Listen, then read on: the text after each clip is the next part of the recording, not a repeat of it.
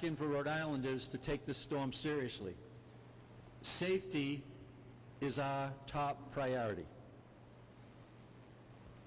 Snow is expected to begin tonight around 6 p.m. The heaviest snowfall between 1 a.m. and noon on Monday. And during this time, travel conditions will be dangerous to impossible. Most of the state will see 18 to 24 inches of heavy, wet snow. And the complications since the last storm we had, winds will reach as high as 60 miles per hour. And power outages are very likely. And with these hazardous conditions, restoration time will be delayed.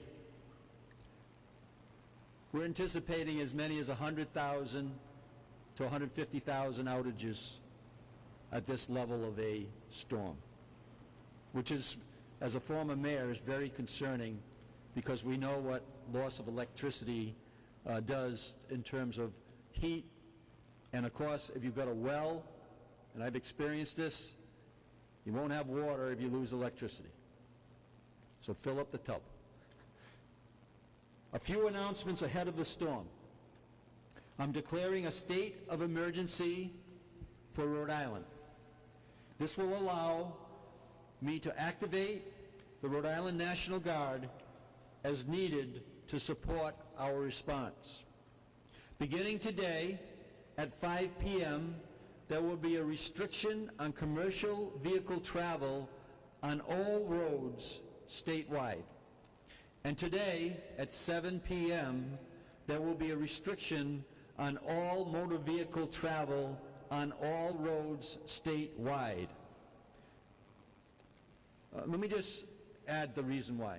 If you have a whiteout, the people who are on the plows, and thank you to all our levels of workers back here that are going to be clearing our roads, their safety is at risk. Stay off the roads. It's worked for us. We'll clear those roads as quickly as we can for travel, and that state of emergency will be lifted once we believe the emergency has passed. These restrictions will take effect until further notice. Vehicles transporting emergency supplies and emergency personnel will be exempt.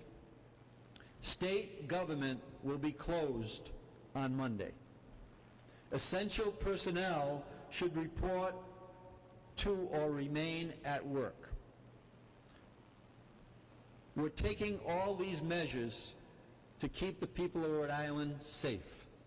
Again, that is our top priority, and we want to make sure the people in Rhode Island's top priority. The team you see here has been preparing for this storm for days, and I want Rhode Islanders to know that we're ready to respond. We've had calls today with our cabinet members. All our departments are ready to provide the level of services that are needed. We just came off a call with all of our municipal leaders, our higher education, our RIDE commissioner, to make sure that they're all in the loop of what's going on. Plows crews are ready here at the Rhode Island RODOT facility in Warwick and across the state. Nearly 500 plows will be staged statewide. We have 60,000 tons of salt. Roads have been pre-treated. The Rhode Island State Police have added extra troopers. Rhode Island Energy has brought on additional resources. 200 line crews and 80 forestry crews are ready to respond. But also I would mention again, 60-mile-an-hour winds, they can't go up in the bucket and make repairs until the safety level is at a place where the people who are doing the work are safe. To report an outage, text outage 743-646 674. I'll say that again. 743-674. Or visit rhodeislandenergy.com/outage. All emergency pop-up shelters are activated. For additional capacity, we're also standing up regional shelters with the Red Cross, with Rhode Island Red Cross. Middletown, at that middle school, Cody Middle School, Pawtucket Jenks Middle School, and standby shelters if power outages occur in Cumberland High School and Broad Rock Middle School in Wakefield. And other shelters across the state are open. No one who needs shelter will be turned away without a place to go. Visit housing.ri.gov for a full list of locations that can provide shelter throughout the state of Rhode Island.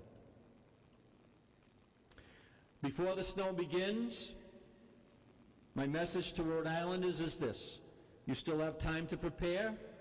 That's why we're making this announcement before the restrictions go into effect. Get your last-minute supplies, charge every device you have, make sure your cell phones are charged just in case there is a power outage in your area. Once the snow starts, our plows need to be able to work safely. As I mentioned earlier, let's keep the men and women who are on the plows, not only on the statewide level, but also the municipal level as well. Let's make sure that we respect their space to clear the roads. And our first responders, the same thing. If there is an emergency, our first responders will be able to get out on the roads. But do not drive once the travel ban goes into effect. Let's all make sure that we stay home, and most importantly, we stay safe. I'd like to have the Lieutenant Governor up and just kind of reinforce in Spanish the travel ban and the emergency order. Thank you, Governor. Queremos informarles a todos el público del estado de Rhode Island que tenemos una prohibición de vehículos comerciales a partir de las 5 de la tarde. Vehículos comerciales deben estar fuera de nuestras carreteras. Hay una prohibición. Lo segundo es para el público en general que a partir de las 7 de la noche, a partir de hoy a las 7 de la noche, hay una prohibición de vehículos para todo el mundo. Queremos que dejen libres nuestras carreteras para que el personal que está encargado de limpiar la nieve pueda hacerlo de una forma segura y no poner la vida de ellos en riesgo. Así que tómese su tiempo ahora para hacer todas las diligencias que tenga que hacer, pero ya sabe, a partir de las 5 de la tarde los vehículos comerciales deben estar fuera de las carreteras y a partir de las 7 todos los vehículos. Quédense en casa, asegúrese que sus teléfonos estén cargados y todos sus, si necesita tener agua en algunas cantinas, por si acaso se da la electricidad, porque con unos vientos de 60 a 100, de 30 a 60 millas por hora, que serían unos 80 a 100 kilómetros por hora, es lo que se está esperando mientras está cayendo la nieve. Así que vamos a estar seguros, vamos a tomar todas las precauciones para cuidarnos todos nosotros, ¿ok? 5 de la tarde, camiones, los vehículos comerciales no deben estar en la calle, y a las 7 nadie debe estar en la calle, al menos que sea un camión, una emergencia, o que usted tenga que ser un personal que sea requerido por emergencia. Gracias.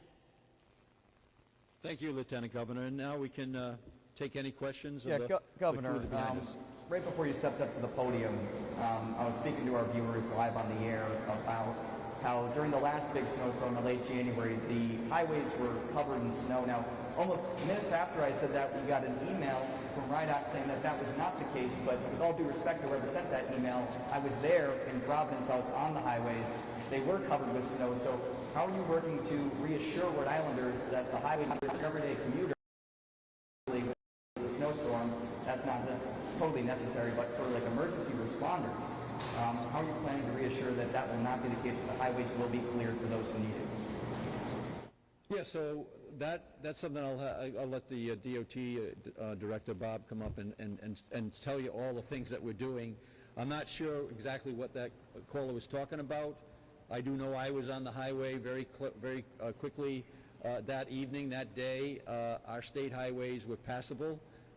There were some issues, obviously, with some local roads, municipal roads, but right now we're talking about making sure that our state highways, our state roads are cleared. They've all been treated. They've been pre-treated, and I would expect that as long as there is visibility and it's safe, our team will be out on the roads clearing the state roads, and then we're working with the municipalities to make sure that they have the ability to do the same thing. That's why we're putting in a travel ban, and I don't know when that person was on the road, but if it was during the time when there was a travel ban, then that most likely they should be off the roads so that we can clear the roads. Governor, right? just to be clear, I'm talking about I-95, and this was me and our photographer were out on the road covering the snowstorm. There was no blacktop. It was just white as could be. And even driving home later tonight, I understand with a storm like this, it's almost impossible. It can feel impossible to clear the roads at that rate, but how can you reassure residents that if they need to get to the hospital, that an ambulance is not going to have to drive over a snow-covered I-95? We'll clear the snow as quickly as we can. As I mentioned in my opening comments, Rhode Islanders have gone through this before, and we'll make sure that safety is the top priority, as it was in the last storm. So I don't know whether yeah, Bob, why don't you just mention what we're getting done? Yeah, thanks, Governor. We've been preparing for days. As the governor said, we have 500 vehicles. We have 60,000 tons of snow, salt. We are ready for the storm. Is it going to be blacktop during the storm? Absolutely not. We have to be realistic. We're talking up to 4 inches per hour of snow. There's no way. There's going to be times with the 50-mile-an-hour winds. We're not going to be, our drivers are going to have zero visibility and have to pull over for their own safety. So I think it's just a little unrealistic during this blizzard that's of historic proportion that we're going to get blacktop. That's not going to be the case. But I can tell you, as soon as those rates die down, we will be out there, and we will have those roads down to blacktop, as you said. And we will prioritize keeping at least one lane open on all roadways for emergency vehicles. That's a big concern to them. And if it gets to a point where the rates come down so much that we don't have that visibility, we will alert the communities at that time. But we don't anticipate that happening, but it could happen. Just want to be realistic. Thanks.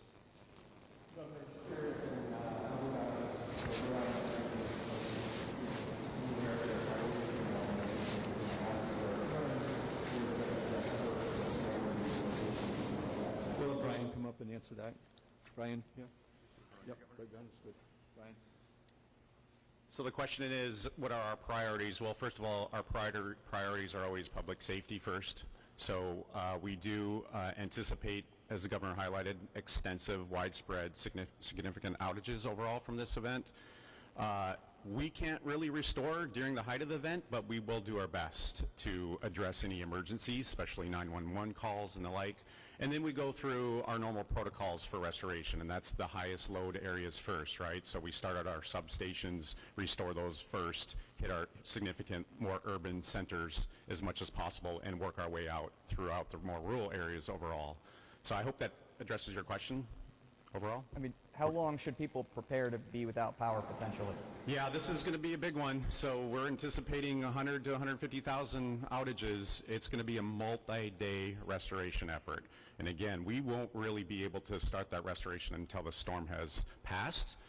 So I would expect, and people should anticipate, that it's going to be several days, potentially through the rest of the work week, that we'll have restoration. Obviously, inevitably, there are going to be people that lose power. Is that something that you want them to self-report, or are you not looking to get 150,000 people reaching out? What's the easiest way for people to let you know? We encourage folks to still report all outages. Now, half of our state has smart meters, and with those smart meter technology, we know and are aware of the outage through that technology, but only half of the state has that deployed. So With that being the case, we'd still encourage folks to call in and report outages as they normally do.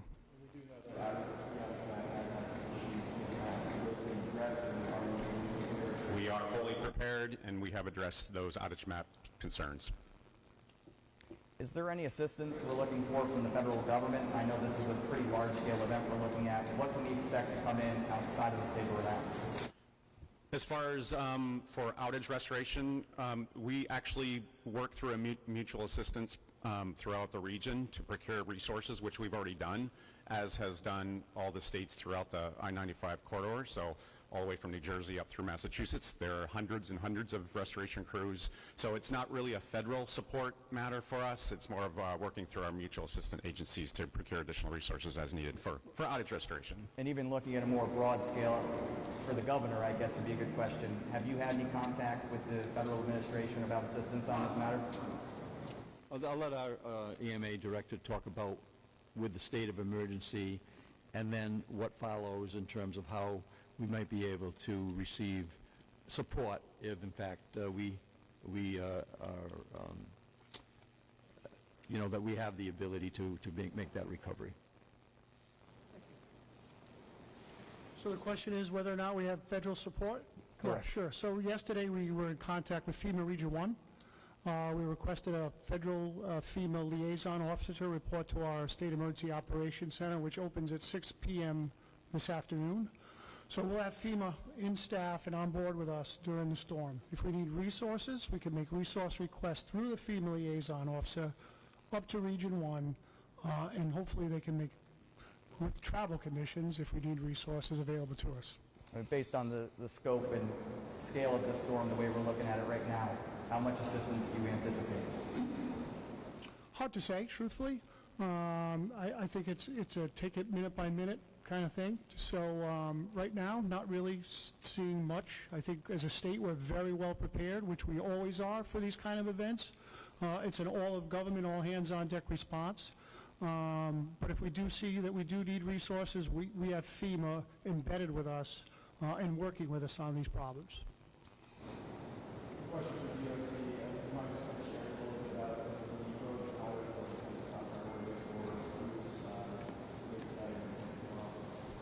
Yeah, obviously, the interstates are a priority. Any routes near hospitals, especially Rhode Island Hospital to Trauma Center. We've spoke with the City of Providence. We're going to coordinate our efforts to prioritize the routes towards the hospital. So really, for EMS, everyone else should really be off the road unless they're essential. But medical services and hospitals are the main routes. That's our priority.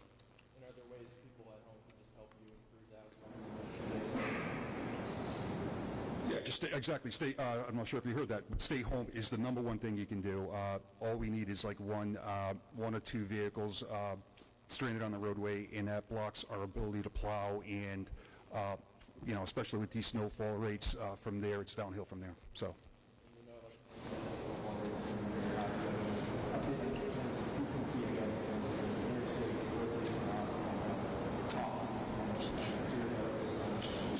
So we hope to keep up with keeping those roadways clear, at least one lane. That's why we want people to stay off the road, so we can have at least one lane open for emergency vehicles. But our goal is to not let any route, abandon any route, at least have one passable lane on all roadways. Thank you, Director.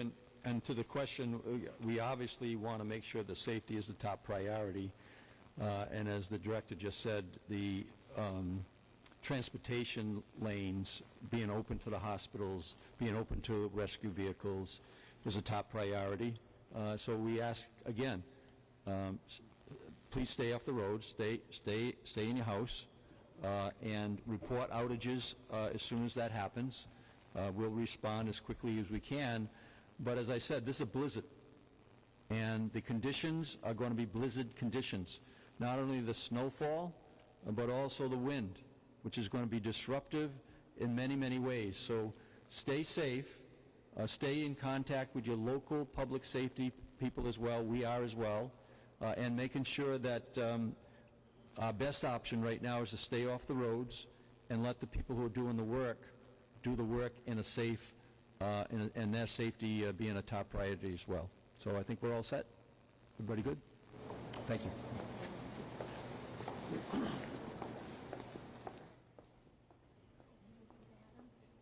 You work with Adam? Yes. Hi, I'm Laura. How are you? Nice to see you. Question for you. What's up? Can you get me the location and the time when that was